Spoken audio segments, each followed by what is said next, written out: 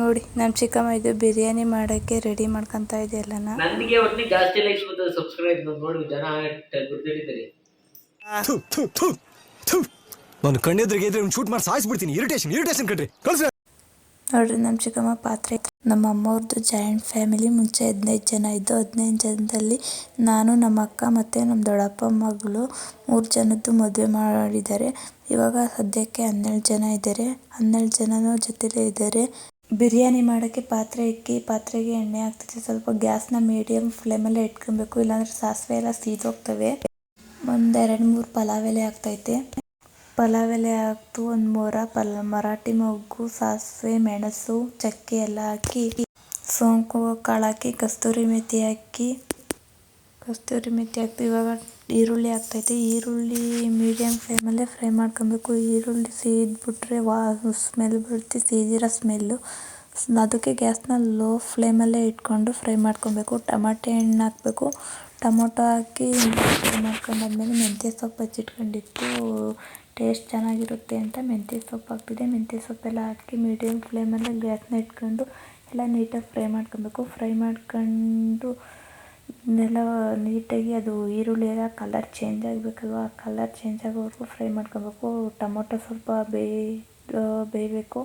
ಇವಾಗ chicken ಹಾಕ್ತಿದ್ವಿ. Chicken ಹಾಕ್ಕೊಂಡು ಎಲ್ಲ ನೀಟಾಗಿ ಫ್ರೈ ಮಾಡ್ಕೊಬೇಕು.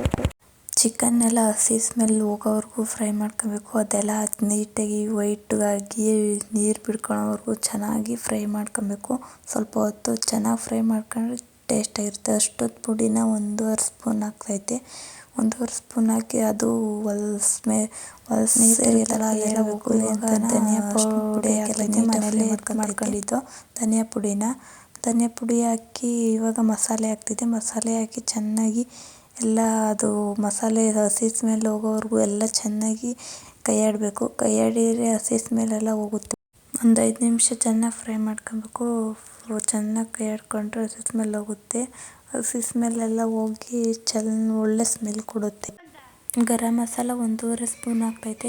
ಗರಂ ಮಸಾಲ ಹಾಕಿ ನೀಟಾಗಿ 1.5 ಸ್ಪೂನ್ ಹಾಕಬೇಕು. ಟೇಸ್ಟ್ ಚೆನ್ನಾಗಿರುತ್ತಲ್ವ, ಅದಕ್ಕೆ ಗರಂ ಮಸಾಲ ಹಾಕೋದು. ಗರಂ ಮಸಾಲ ಹಾಕಿ ನೀಟಾಗಿ ಫ್ರೈ ಮಾಡ್ಕೊಬೇಕು. ಫ್ರೈ ಮಾಡ್ಕೊಂಡು ನೀರು ಹಾಕ್ತಿದ್ದೆ ನೋಡಿ. ಇವಾಗ ಅಕ್ಕಿ 1 ಸೇರು ತಗೊಂಡಿದ್ದೆ. 1 ಸೇರು ಅಕ್ಕಿಗೆ 4.25 ಕಪ್ಪಷ್ಟು ನೀರು ಹಾಕ್ತೈತೆ. ಅಳತೆ ಗೊತ್ತಾದರೆ ಹಂಗೆ ಹಾಕ್ರಿ, ಗೊತ್ತಾಗಲಿಲ್ಲ ಅಂದರೆ ಅಳತೆ ತಗೊಂಡು ಹಾಕಬೇಕು. ಅಕ್ಕಿಗೂ ಅನ್ನಕ್ಕೂ ಸರಿಯಾಗಬೇಕಲ್ವ, ಅದಕ್ಕೋಸ್ಕರ ಹಾಕೋದು. ಇವಾಗ ಚೆನ್ನಾಗಿ ಕುದಿಸ್ಕೊಂಡಾದ್ಮೇಲೆ ತೇಜು ಬಿರಿಯಾನಿ ಪೌಡ್ರನ್ನ ಹಾಕ್ತೈತೆ. ಬಿರಿಯಾನಿ ಪೌಡ್ರ್ ಹಾಕಿ ಚೆನ್ನಾಗಿ ಸ್ವಲ್ಪ ಕೈ ಆಡ್ಕೊಬೇಕು. ಕೈ ಆಡ್ಕೊಂಡು ಅಕ್ಕಿ ಹಾಕಬೇಕು. ನಮ್ಮ ಅಮ್ಮವ್ರದ್ದು ತುಂಬ ದೊಡ್ಡ ಫ್ಯಾಮಿಲಿ. ಅವರು ಅವಾಗವಾಗ ಚಿಕನ್ ಬಿರಿಯಾನಿ ಜಾಸ್ತಿ ಮಾಡ್ತಾರೆ. ಚಿಕನ್ ಬಿರಿಯಾನಿ ಮತ್ತು ಫ್ರೈ, ಚಿಕನ್ ಸಾಂಬಾರು ಮಾಡ್ತಾರೆ. ನಮ್ಮಮ್ಮವರು ಮನೆಯಲ್ಲೇ ನಾಟಿ ಕೋಳಿನ ಸಾಕ್ತಾರೆ. ಜಾಸ್ತಿ ನಾಟಿ ಕೋಳಿ ಸಾಂಬಾರು ಮಾಡ್ತಾರೆ.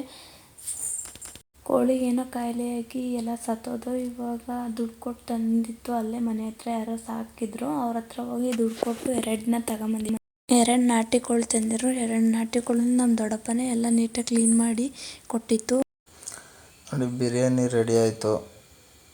ದಮ್ ಕಟ್ಟೋಕ್ಕೋಸ್ಕರನ ಬಾಳೆ ಎಲೆ ಮುಚ್ಚಿ ಮೇಲೆ ಪ್ಲೇಟ್ ಹಾಕಿ ದಮ್ ಕಟ್ಟಬೇಕು. ದಮ್ ಕಟ್ಟಿದ್ರೆ ಬಿರಿಯಾನಿ ಚೆನ್ನಾಗಿರುತ್ತೆ ಟೇಸ್ಟು. ನಿಮ್ಮ ಮನೇಲಿ ಯಾವ ಥರ ಮಾಡ್ತೀರಾ ಬಿರಿಯಾನಿ ಅಂತ ಕಾಮೆಂಟ್ ಮಾಡಿ. ಯಾರೆಲ್ಲ ನಮ್ಮ ಚಾನಲ್ನ ಸಬ್ಸ್ಕ್ರೈಬ್ ಮಾಡ್ದಲೇ ನೋಡ್ತಾ ಇದ್ದಾರೆ ಎಲ್ಲರೂ ಸಬ್ಸ್ಕ್ರೈಬ್ ಮಾಡ್ಕೊಳ್ಳಿ, ಲೈಕ್ ಮಾಡಿ, ಶೇರ್ ಮಾಡಿ. Thank you for watching. ಎಲ್ಲರಿಗೂ ಧನ್ಯವಾದಗಳು.